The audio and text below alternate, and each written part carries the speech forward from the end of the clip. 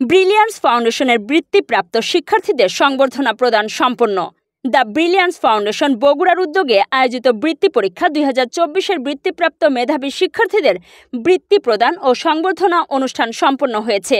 19 September শুক্রবার সকাল 8:30 ঘটিকায় বগুড়া শহীদ টিটু মিলনায়তনে এই সংবর্ধনার আয়োজন করা হয়।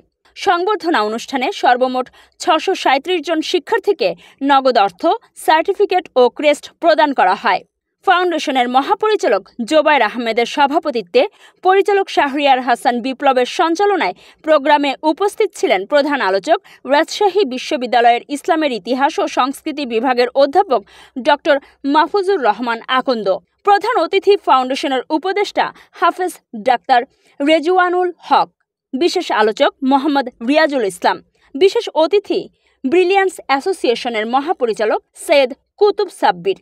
এছাড়া আরও উপস্থিত ছিলেন সাবেক মহাপরিচালক আল আমিন, রাসেল হোসাইন, ফিরোজ আহমেদ, সাবেক পরিচালক প্রভাষক আতাউর রহমান সহ অতিথিবৃন্দ।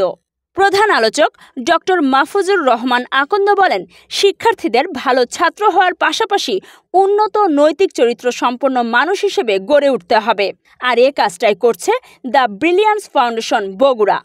প্রধান অতিথি ডাক্তার রেজওয়ানুল হক অভিভাবকদের উদ্দেশ্যে বলেন, আপনাদের সন্তানদের সর্বোচ্চ টেক কেয়ারের মাধ্যমে বর্তমান সময়ের আধুনিক যুগের চ্যালেঞ্জ মোকাবেলা করে ভালো মানুষে পরিণত করতে সর্বদা অভিভাবকদের সচেতন থাকতে হবে।